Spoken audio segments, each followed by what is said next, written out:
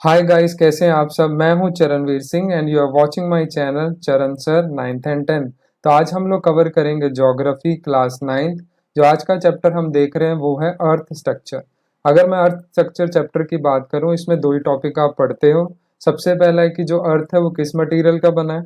Second topic जो cover करना है, अगर हम डेप्थ में जाएं अर्थ की, तो वो कौन कौन सी लेयर में डिवाइडेड है। आपका चैप्टर खत्म हो जाएगा। अगर आप मेरे साथ जुड़ोगे, स्मार्ट नोट्स दूंगा, कोई प्रेशर लेने की जरूरत नहीं है, हम टॉप कर देंगे, आपको टेंशन लेने की जरूरत नहीं। तो सबसे पहला आपका टॉपिक आता है वो है अर्थ मटेरियल। आपको बताना है इसमें, ये सबसे पहले बात करता है जो अर्थ का मटेरियल है वो किससे बना है। आपकी क्लास 9th में दो थ्योरीज हैं जो बताती हैं अर्थ मटेरियल किससे बना है। सबसे पहले बोलते हैं जो अर्थ बना था ना, वो बना है बिकॉज ऑफ वॉल्केनिक इरिप्शन। आप याद कर लो, फर्स्ट इज वॉल्केनिक इरिप्शन। मतलब कि जब वॉल्केनोस फटे तो जो लावा बाहर निकलता है ना, लावा होता है ना वो, तो जब वो बाहर निकला वो एक दूसरे पे इकट्ठा होता गया, धीरे धीरे इससे हमारा अर्थ बन गया। सेकंड थ्योरी जो बात करती है अर्थ मटेरियल, वो बात करती है मेटेरॉइड्स। शूटिंग स्टार देखें, तारा टूटता हम विश मांगते हैं, वैसा वाला। तो बोलते हैं जब मेटेरॉइड्स गिरे ना, ये आग के गोले हिंदी में बोलते हैं, तो ये जैसे जैसे धरती पे गिरते रहे हमारा धरती बनती गई। ठीक है। इसके बाद जो सेकंड टॉपिक हम पढ़ेंगे वो हम पढ़ेंगे अर्थ का स्ट्रक्चर। जब हम अर्थ की डेप्थ में जाएंगे तो जो अर्थ का स्ट्रक्चर है वो कितने हिस्सों में डिवाइडेड है। तो सबसे पहले 3 लेयर्स में डिवाइडेड होता है, आपको दिख रही है। First is crust, second is mental पागल एंड थर्ड इज कोर। ठीक है। हर एक की दो दो होती हैं, आपको 3 लेयर याद करनी है। आप ये देख लो, ऐसे आपको ऐसे याद करनी है। ठीक है। ये 3 लेयर्स ऐसे होती हैं, 3 लेयर्स। ठीक है। फर्स्ट क्रस्ट जिसमें हम रहते हैं, मैं आपको पढ़ा रहा हूँ, आप मुझसे पढ़ रहे हो। सेकंड मेंटल आती है एंड थर्ड इज कोर। इसके बाद आप ये सोचो ना, अगर आपने ये चीजें कर दी, ठीक है, ये 3 लेयर है, ठीक है। अगर क्रस्ट और मेंटल है, अगर ये जुड़ जाए तो क्या होगा, खराब हो सकता है ना यार। अगर ये जुड़ गई तो क्या होगा, खराब हो सकता है। इसके लिए इसके बीच में बाउंड्री दे दी, आपको दिखता है कि ये दोनों जुड़ ना पाए। आप देखो, वो है मोहो डिस्कॉन्टिन्यूटी, जो क्रस्ट और मेंटल के बीच की बॉडी। अगर मैं बोलूँ कोर और मेंटल भी जुड़ सकती है, ठीक है, नीचे वाली ये भी जुड़ सकती है, तो इसको भी बचाने के लिए एक बीच में बाउंड्री दे दी जिसे हम बोलते हैं गटनबर्ग डिस्कॉन्टिन्यूटी। सबसे पहले 3-4 क्वेश्चन तो यहीं से बन जाते हैं। तो आपकी कौन सी लेयर्स होगी, क्रस्ट, फिर आती है मोर डिस्कॉन्टिन्यूटी, फिर आती है मेंटल, फिर आती है गटनबर्ग, फिर आती है कोर। इतना आपको याद कर लेना। तो 3 लेयर्स में डिवाइडेड होता है earth, crust, mantle and core, और उनके बीच में दो बाउंड्रीज होती हैं, Moho discontinuity and this is Gutenberg. आपको इतना याद कर लेना। इसी आपके डायग्राम से आपका मोस्टली चैप्टर खत्म हो जाता है। इन्हीं चीज़ों को हम अब ब्रीफली देखेंगे। ठीक है। तो आपको याद हो गया कौन कौन सी लेयर थी, मुझे कमेंट सेक्शन में आपने बताना, क्योंकि इसी से क्वेश्चन आएगा। तो अब देखते हैं सबसे पहले क्रस्ट, जिस पे हम रहते हैं। सबसे पहले आपसे ये पूछा जाएगा जो क्रस्ट है वो किस मटेरियल से बनता है। तो आपको स्क्रीन पे दिख रहा है, रॉक्स होते हैं, सिलिका होता है, माइका होता है, इन सब चीज़ों से बनता है। तो you can say the crust is fair of rocks. ठीक है। सबसे पहले ये याद कर लो, आपको स्मार्ट नोट्स दिए हैं मैंने, बुक खोलने की जरूरत नहीं है, यहीं से पढ़ो, यहीं से हम लोग टॉप करेंगे। ठीक है। इसके बाद आपको याद करना है कि ये जो क्रस्ट है, समझ लो ये क्रस्ट है, ये कितना एरिया कवर करती है अर्थ के मास का। ठीक है। अर्थ के मास का कितना एरिया कवर करती है, तो ये 1% ही कवर करता है, इतना छोटा सा ही है। ठीक है। इसके बाद आपको पढ़ना है इसकी थिकनेस कितनी होती है, वेरी इंपॉर्टेंट, डायरेक्ट क्वेश्चन आएंगे। तो इसकी थिकनेस होती है 60 kilometre below the mountains, mountains के नीचे, और 5 to 10 kilometres below the ocean. ठीक है। अगर हम ये सरफेस पे बात करें जिस पे हम रहते हैं, इसके ऊपर चले जाए तो 60 किलोमीटर है, और अगर इसके नीचे चले जाएं तो ये 5 से 10 किलोमीटर है पानी के अंदर। आपको इतना याद कर लेना है। ठीक है। धरती के ऊपर 60 किलोमीटर तक क्रस्ट है, और धरती के नीचे जब पानी है वहाँ 5 से 10 किलोमीटर तक क्रस्ट है। उसके बाद आपको याद करना है कि जो क्रस्ट है वो दो हिस्सों में डिवाइडेड है। सबसे पहले को बोलते हैं सियाल, दूसरे को बोलते हैं सीमा। अब याद कर लो कि जो सियाल है वो ऊपर है, ठीक है, उसका वेट कम है, वो ऊपर है तो वो उड़ सकता है, याद कर लो इससे। तो अगर वो उड़ सकता है तो उसकी लो डेंसिटी है, भारी नहीं है ना वो। और सीमा है, मोटी है, भारी है, आप सोच लो तो वो निश्चय है। तो सबसे पहले आपको स्क्रीन पे दिख रहा है, ऊपर आता है सियाल, नीचे आता है सीमा। तो सबसे पहला क्वेश्चन ये बनता है कि crust is divided into how many parts, 2। ऊपर होता है सियाल, नीचे होता है सीमा। अब ये दोनों का डिफरेंशिएशन आता है कि सियाल और सीमा में क्या फर्क है। जैसे मैंने आपको बोला, जो सियाल है उनका केमिकल कॉम्पोजिशन होता है सियाल, SiAl, मीन्स सिलिका एल्यूमिनियम। और आपसे पूछेगा सीमा का मतलब क्या हुआ, SiMg, so that means silica magnesium. Direct question आता है इनके कॉम्पोजिशन पे ध्यान रखना, और इनका डिफरेंशिएशन भी आपसे पूछेगा। ओके, इसके बाद आप कुछ क्वेश्चन देख लो क्रस्ट से रिलेटेड। सबसे पहला क्वेश्चन है what is the thickness of the crust. हमने देखा था सरफेस से कितना ऊपर, पानी के नीचे कितना नीचे। How much earth mass cover करता है क्रस्ट, हमने वो भी देखा 1%। क्रस्ट कितने पार्ट्स में डिवाइडेड होता है, 2, वो भी देख लिया। केमिकल कॉम्पोजिशन क्या है क्रस्ट का, SiAl, SiMg, वो भी हमने देख लिया, मैंने आपको बोला ना। तो आपको सियाल और सीमा का डिफरेंशिएशन भी करना है, बहुत इंपॉर्टेंट क्वेश्चन है। मैंने आपको करा दिया केमिकल कॉम्पोजिशन होता है, लो डेंसिटी किसकी होती है, हाई किसकी होती है, मतलब हल्का कौन सा है, भारी कौन सा है, ये आपको ध्यान रखना है, ठीक है। और ये इंपॉर्टेंट क्वेश्चन है, मैंने आपको इसी में दे दिए। आप कमेंट सेक्शन में मुझे बताना अगर आपको और अच्छे से और काफ़ी सारे क्वेश्चन चाहिए रिलेटेड टू योर बुक्स, हो सकता है जो कोई एक्स्ट्रा क्वेश्चन जो आपके एग्जाम के लिए बेनिफिशियल हो, तो आप मुझे कमेंट सेक्शन में बता दो। इसके बाद जो हम कवर अप करते हैं वो आती है हमारी मेंटल, ठीक है। अब देखो मेंटल ना नाम से पता चलता है पागल, ज़्यादा ही पागल है, ठीक है। तो अगर आप देखेंगे ना, जो हमारा क्रस्ट है वो बहुत छोटा हिस्सा कवर करता है, पर जो मेंटल है ना वो बहुत बड़ा हिस्सा कवर करता है हमारी अर्थ के डेप्थ में जब हम जाते हैं। तो आपको दिख रहा होगा थिकनेस कितनी है, 2900 किलोमीटर्स, ठीक है। 2900 किलोमीटर। डायरेक्ट क्वेश्चन आएगा what is the thickness of the mental. तो मेंटल की थिकनेस कितनी है, 2900 किलोमीटर। रट लो, मैं बार बार करवा सकता हूँ, कोई दिक्कत नहीं, मुझे कमेंट सेक्शन में बोलो, बार बार रिपीट करूंगा। उसके बाद ये कितना हिस्सा कवर करता है अर्थ के मास का, सोचो, ठीक है, वॉल्यूम का, सॉरी, वॉल्यूम मीन्स कितना वॉल्यूम कवर करता है, 85%। सबसे बड़ी लेयर है कहने का मतलब, तो वो पूछ सकता है कौन सी लेयर सबसे बड़ी है, वो है mental. 85% of earth volume cover करती है। इसमें अब आपका टेम्परेचर आ गया, क्रस्ट में टेम्परेचर नहीं था क्योंकि ऊपर है, ठंडा रहता है। जैसे जैसे आप डेप्थ में जाते हो ना अर्थ की, टेम्परेचर बढ़ता रहता है। अगर ऊपर 0 था, मेंटल पे 10, कोर पे और बढ़ जाएगा 20, ऐसा समझ लें। तो यहाँ पे टेम्परेचर हो जाता है 1000 डिग्री सेल्सियस से 3700 डिग्री सेल्सियस तक। ये भी याद कर लो, डायरेक्ट क्वेश्चन है। इसके बाद यहाँ पे स्थिनोस्फेयर भी पाई जाती है, जिसकी रेंज है, जब मेंटल शुरू होती है ना 100 किलोमीटर टू 410 किलोमीटर के बीच में। जैसे ही मेंटल शुरू होगा सबसे पहले एक लेयर आती है जिसे हम बोलते हैं स्थिनोस्फेयर। यहाँ पे सेम लाइक क्रस्ट, मेंटल भी दो हिस्सों में डिवाइडेड है। ऊपर वाले को बोलते हैं अपर मेंटल, नीचे वाले को लोअर मेंटल, ठीक है। अब आपको देखना डिफरेंशिएशन, लोअर मेंटल और अपर मेंटल में क्या फ़र्क है। अगर आप अपर मेंटल की बात करो, अपर मतलब ऊपर वाला, तो मैंने बोला ना उसके स्टार्टिंग में क्या आ जाती है अपर मेंटल के, जब मेंटल शुरू होता है स्टीनोस्फेयर, ठीक है। सबसे पहला पॉइंट वहाँ स्टीनोस्फेयर है, लोअर मेंटल पे नहीं है, ऊपर ही है। इसके बाद जो टेम्परेचर होगा ना अपर मेंटल पे, वो कम होगा। क्यों, मैंने बोला ना जैसे जैसे आप अर्थ के नीचे जाते हो टेम्परेचर बढ़ता है। तो अपर तो ऊपर आई, लोअर नीचे, तो यहाँ पे क्या होगा, वेट, टेम्परेचर ज़्यादा होगा लोअर पे, अपर पे कम होगा, क्योंकि वो नीचे है ना। जैसे हम नीचे जाओगे टेम्परेचर बढ़ेगा। उसके बाद लो डेंसिटी होगी किसकी, low density than lower mental. अब जो एक और फिनोमिना होता है, जब आप नीचे नीचे जाते हो ना अर्थ के, एक तो हमने क्या देखा टेम्परेचर बढ़ता है, पर एक और रीज़न आता है कि जैसे जैसे आप नीचे जाओगे, जो नीचे की लेयर होती है ना, उन पे प्रेशर पड़ता है ऊपर की लेयर से, तो वो सॉलिड हो जाती, दब जाती है वहाँ पे जितना ही मटेरियल, तो वो गाढ़ा बन जाता है। तो कहने का मतलब उसकी अपर की लो डेंसिटी है, नीचे की डेंसिटी ज़्यादा है, मतलब वो सॉलिड है, ठीक है। डिफरेंशिएशन आपको पता चला। अब कुछ क्वेश्चन कवर कर लेते हैं मेंटल के। तो सबसे पहला what is the thickness of the mental, आपको मैंने बताया 2900 kilometre. How much earth volume cover करता है, 85%। डिवाइडेड कितना होता है, 2 पार्ट्स में। टेम्परेचर कितना है, 1000 से 3700 डिग्री सेल्सियस, याद रखना। और कितनी डेप्थ पे, 100 to 410 किलोमीटर मेंटल पे कौन सी लेयर पाई जाती है, वो भी क्वेश्चन है, दैट इज स्टीनोस्फेयर। ये बहुत इंपॉर्टेंट क्वेश्चन है आपके एग्जाम पॉइंट ऑफ व्यू से। अगेन आई एम टेलिंग, अगर आपको और क्वेश्चन चाहिए आप मुझे कमेंट सेक्शन में बोलो, हम और अच्छे से कवर अप करेंगे। मैं लाइव सेशन भी ले सकता हूँ अगर आप बोलेंगे तो। ऐसे अगर मैं आपको बार बार याद करवाऊंगा ना, स्मार्ट नोट्स लूंगा, बुक उठाने की ज़रूरत नहीं है, क्योंकि उसमें ना सेंटेंस होते हैं। जब आप सेंटेंस पढ़ते हो कंफ्यूज हो जाते हो, क्या इंपॉर्टेंट है क्या नहीं, आपको नहीं पता चलेगा। पर जिस वे में मैंने आपको स्मार्ट नोट्स दिए हैं, इसको उठाओ, नोट कर लो, मेरी बातों को बार बार सुनो, आपको अच्छे से कवर अप हो जाएगा, ठीक है। अगर आपको दिक्कत आती है मुझे बोला, I can take a live session, तो आपको बहुत बेनिफिशियरी हो जाएगा। मैं बार बार रिपीट करता हूँ, हिट करता माइंड में, दोबारा पढ़ने की भी ज़रूरत नहीं पड़ती।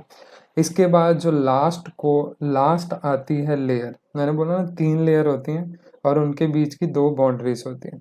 ये क्रस्ट हो गया, मेंटल हो गया, लास्ट कोर है। फिर हम देखेंगे इनके बीच की बाउंड्री। तो अगर कोई पूछे ना अर्थ कितनी लेयर्स में डिवाइडेड होता है, 3, 5 नहीं लिखनी, 3, और कितनी बाउंड्रीज होती हैं उनमें, 2। ठीक है, याद रखना। तो अब हम कवर करते हैं कोर। सेम लाइक मेंटल आपको देखना है जो कोर की थिकनेस कितनी होती है। ठीक है, इसमें आ जाता है आपका डायमीटर, ये है 7000 डायमीटर, ये राउंड शेप में होता है ऐसा। तो इसका डायमीटर कितना होता है, 7000 किलोमीटर्स, याद कर लो। उसके बाद यहाँ का टेम्परेचर कितना है, मैंने आपको क्या बोला, जब आप डेप्थ में जाते रहते हो टेम्परेचर बढ़ता है। तो मेंटल पे 1000 से 4000 तक था, अब 4000 to 6000 हो गया क्योंकि आप और अंदर चले गए अर्थ के। तो यहाँ का टेम्परेचर कितना होगा, 4400 degree Celsius to 6000 degree Celsius तक। अगर हम बात करें यहाँ पे मटेरियल क्या पाए जाते हैं, यहाँ पे पाई जाती है नाइफ। डायरेक्ट क्वेश्चन आएगा, NiFe is discover where in the layers of the earth, that is in the core. NiFe का केमिकल कॉम्पोजिशन है निकल एंड आयरन, मतलब यहाँ पे निकल आयरन बहुत ज़्यादा पाया जाता है। ठीक है जी, कहाँ पे, कोर में। इसके बाद यहाँ पे मैग्नेटिक फील्ड भी होती है, अर्थ मैग्नेटिक फील्ड। आपको पता है आप कंपास यूज करते हो, वो सब कहाँ से ऑपरेट होता है, क्योंकि कोर में अर्थ मैग्नेटिक फील्ड पाई जाती है, इसलिए वो आपको डायरेक्शन दिखाते हैं।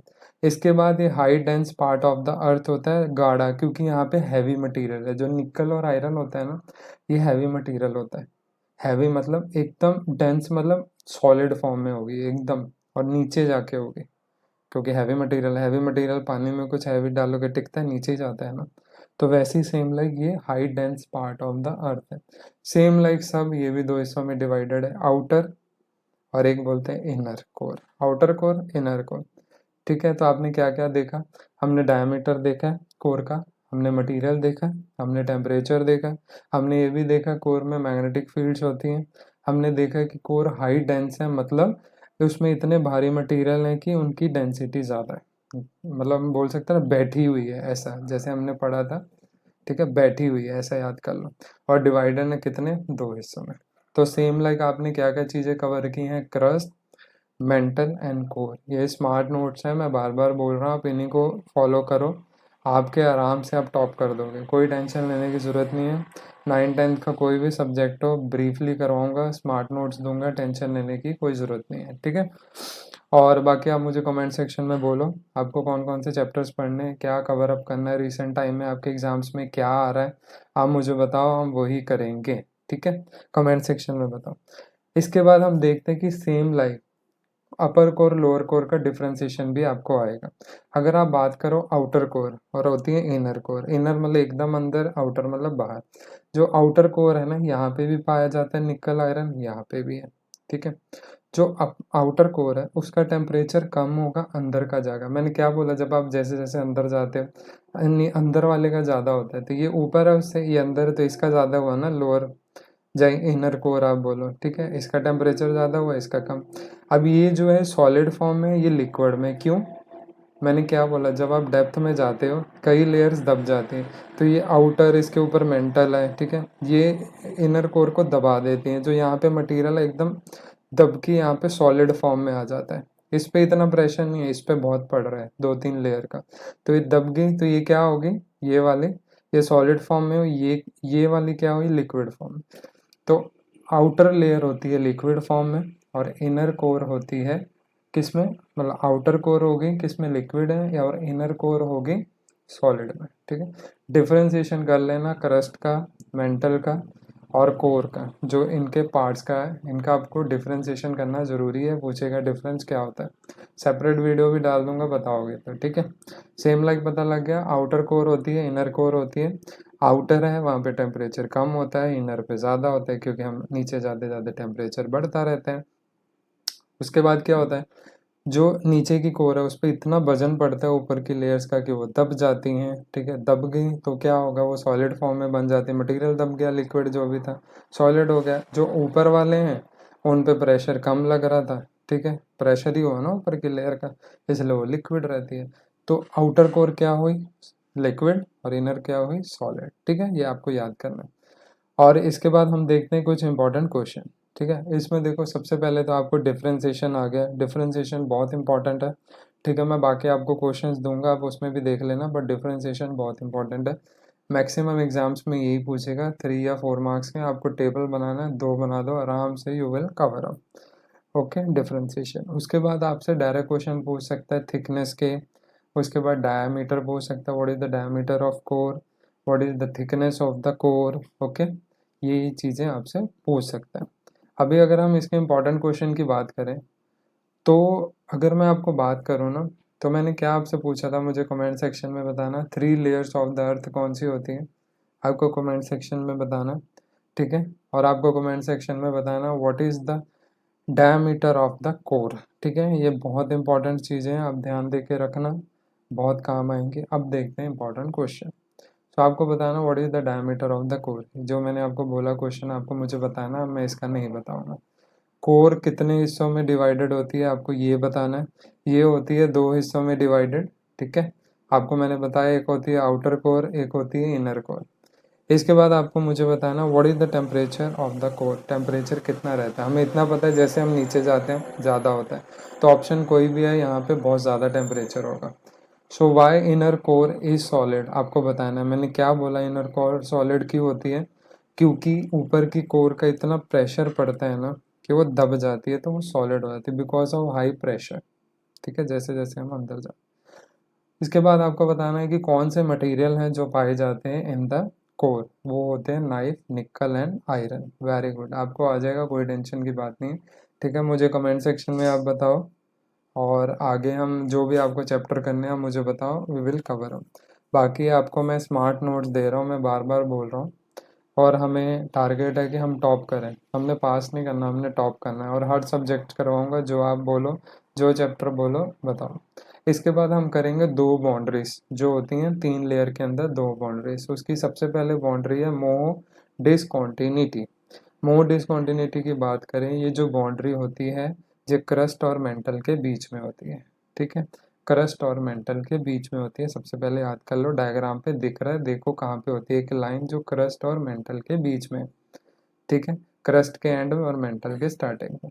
इसकी थिकनेस कितनी होती है, ये जो सरफेस है ना, आपने देखा जिसपे हम खड़े होते हैं, ठीक है, इसके नीचे ही होती है कितना, 32 kilometre beneath the continent, and 8 kilometre oceans के भी नीचे है। तो क्रस्ट के थोड़ा सा नीचे होगी ना, क्योंकि उसके नीचे ही आती। तो ये सरफेस है, इसके नीचे 32 किलोमीटर तक, और उससे भी नीचे 8 किलोमीटर पानी के अंदर, और जहाँ क्रस्ट खत्म हो जाए उसके बाद भी। क्रस्ट 5 से 10 है ना, तो ये 8 समथिंग पे शुरू होती है। ठीक है, तो ये क्या हो गया आपकी मोह डिस्कॉन्टिन्यूटी। तो मोह डिस्कॉन्टिन्यूटी क्या होती है, ये बाउंड्री होती है जो क्रस्ट और मेंटल के बीच में होती है। क्या आप बोल सकते हैं ये बाउंड्री होती है जो लोअर क्रस्ट और अपर मेंटल के बीच में होती है। आपको कंफ्यूज करने के लिए वर्ड चेंज कर सकते हैं। ऊपर कौन सा होगा, अपर मेंटल ही होगा, और नीचे उसके कौन सा होगा, लोअर कोर ही होगा, ऑफकोर्स है। ठीक है, तो आपको इसमें क्या याद करना, what is the thickness of the Moho, और this Moho discontinuities lies between which boundaries, kind of आपको बताना है। ठीक है, इसके बाद जो हम देखेंगे सेकेंड लेयर, वो आती है हमारी गटनबर्ग डिसकॉन्टिन्यूटी। ठीक है, अब गटनबर्ग डिसकॉन्टिन्यूटी का क्या चक्कर रहता है, ये आती है 2 लेयर से नीचे। ठीक है, अगर मैं बात करूँ, ये आती है 2 लेयर से नीचे। अब 2 लेयर्स कौन सी होती हैं, आप मुझे बताओ कमेंट सेक्शन में। वैसे एक बार मैं ब्रीफ कर देता हूँ, बट फिर भी मुझे कमेंट सेक्शन में बताओ। 2 लेयर्स होती हैं मेंटल और कोर। मेंटल और कोर के बीच में, मैंने बोला ना दोनों जुड़ ना जाए, तो बाउंड्री दे रखी है समझने के लिए। तो इन दोनों के बीच में होती है, मेंटल और कोर के बीच में, जिसको हम बोलते हैं गटनबर्ग डिसकॉन्टिन्यूटी। ठीक है जी, वो आएगा अभी स्क्रीन पे, शायद आपको दिख नहीं रहा होगा। So that is Gutenberg discontinuity. Okay, तो 2 बाउंड्रीज कौन सी होती हैं, डायरेक्ट क्वेश्चन आएगा। क्वेश्चन कैसे आएगा, what the earth is divided into how many layers, name them, and name the boundaries of the and name the boundaries between them। ठीक है, तो 3 लेयर्स कौन सी होती हैं, crust, mantle and core. Okay, और 2 बाउंड्रीज कौन सी होती है, one is more discontinuity and second is Gutenberg. बस इतना ही है, कोई टेंशन नहीं है। मस्त करवाऊंगा आपका। लो आ गया आपका गटनबर्ग भाई, ठीक है। तो सबसे पहले गटनबर्ग भाई हमने देख लिया है। गटनबर्ग भैया कहाँ पे होते हैं? मेंटल और कोर के बीच में, कोई टेंशन नहीं, आराम से यार। अब ये देखना है इसकी थिकनेस कितनी, कितना चौड़ा है। अगर मैं बात करूँ ना, मेंटल की थिकनेस कितनी थी? 2900 किलोमीटर सेम होता है भाई। ये लेयर बहुत मोटी होती है, मेंटल और कोर के बीच में काफ़ी एरिया कवर करती है। ठीक है, समझ आ गया ना कहाँ पे होती है? मेंटल और कोर के बीच में। इसकी थिकनेस कितनी? 2900 किलोमीटर्स। ठीक है, सोचो कितनी थिकनेस है।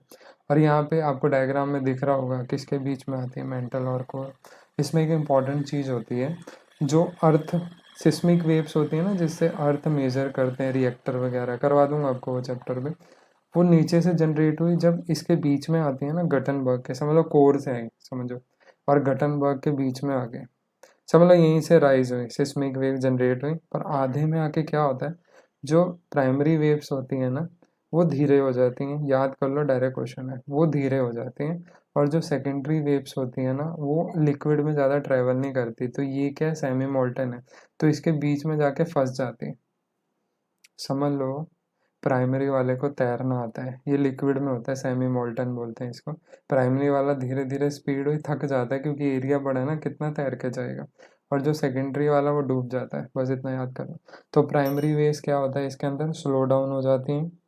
और सेकेंडरी वेव्स क्या होती हैं, डिसअपेयर हो जाती है। डायरेक्ट क्वेश्चन आएगा, what happens to the seismic waves in the Gutenberg discontinuity. तो आप क्या लिखोगे? Primary waves slow down and secondary waves disappear. Disappear मतलब ख़त्म हो जाते हैं। आपको बहुत इजी वे में समझाया है। बाकी आपको जैसे भी मुझसे समझना है, आपको लगता है कंटिन्यू करना, मुझे बताओ, I can take your live session. और टेंशन की कोई बात नहीं, हम 9th 10th करेंगे full to. So we will cover 9th and 10th, और हम लोग टॉप करेंगे, टेंशन लेने की ज़रूरत नहीं है। और अब जो जो चैप्टर्स करना चाहता हूँ, मैं इसलिए बार बार बोल रहा हूँ, मुझे रेकमेंड करो इन द कमेंट सेक्शन, तो हम वही कवर अप करेंगे और स्मूथली चल सकता हूँ। जैसे भी आप बोलोगे, कोई टेंशन लेने की ज़रूरत नहीं है। बाकी सब्सक्राइब माई चैनल। जैसे आप मेरे साथ जुड़ोगे, धीरे धीरे यू विल सी कि हमारा इम्प्रूवमेंट आ रहा है, हम कैसे ग्रो कर रहे हैं। क्योंकि मेरा पढ़ाने का यही स्टाइल है कि मैं जितना ज़्यादा रिपीट करूँ उतना आपको फ़ायदा हो। क्योंकि रिपीट, जब आप कोई रिपीट करता है, बोलता रहता है, आप सुनते हो, काफ़ी चीज़ें आपके दिमाग में चले जाती हैं। So you are watching चरणवीर।